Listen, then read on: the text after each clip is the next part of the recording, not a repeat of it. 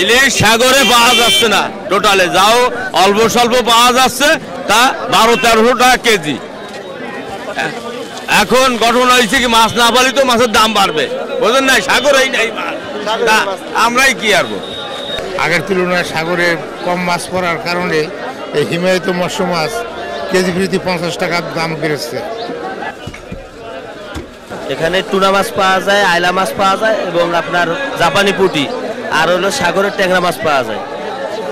ডেলা, জাবা, tuna fish, তারপরে কাটা মাছ, তারপরে এই গাগরা, তারপরে ঢেলা চেলা, ওই ইলশা চেলা, এই নানান পদের প্যাকেটের মাছ।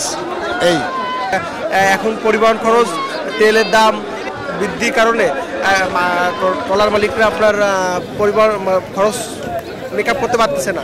একটা বোর্ডে 3 লাখ 4 লাখ টাকা খরচ আছে, আইসে বিক্রি করে 1,70,000 80,000, একটা সবার ঘাটতি পড়তেছে। এই জন্য ট্রলার মালিকরা ট্রলার চালানোর মতো তাদের সামর্থ্য নেই, এই জন্য ট্রলারগুলো অফ আছে এবং এই জন্য মাছের দাম, মাছ কম, মাছের দাম বাড়ছে। ঢাকায় ওরা যারা থাকে সময় টিভি, ওরা তো মাছটা চেনে না, বুঝছেন?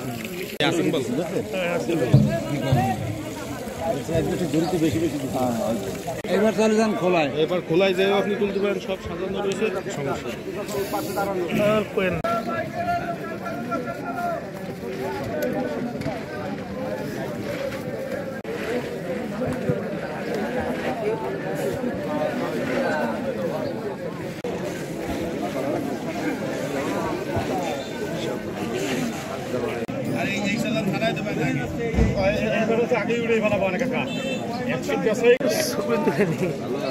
আছি আলহামদুলিল্লাহ।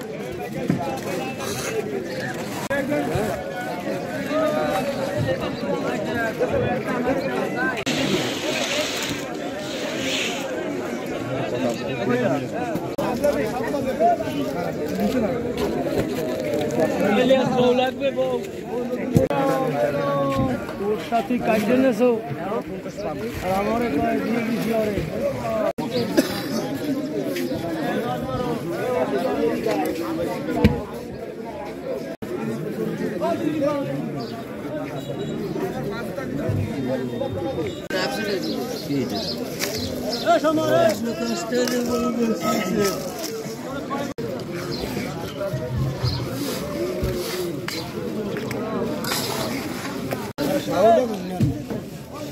না না তো দেখাবে মাছ ডাকো, এই টাইম আছে না তো বাজারে এই দিন কয়টা হবে?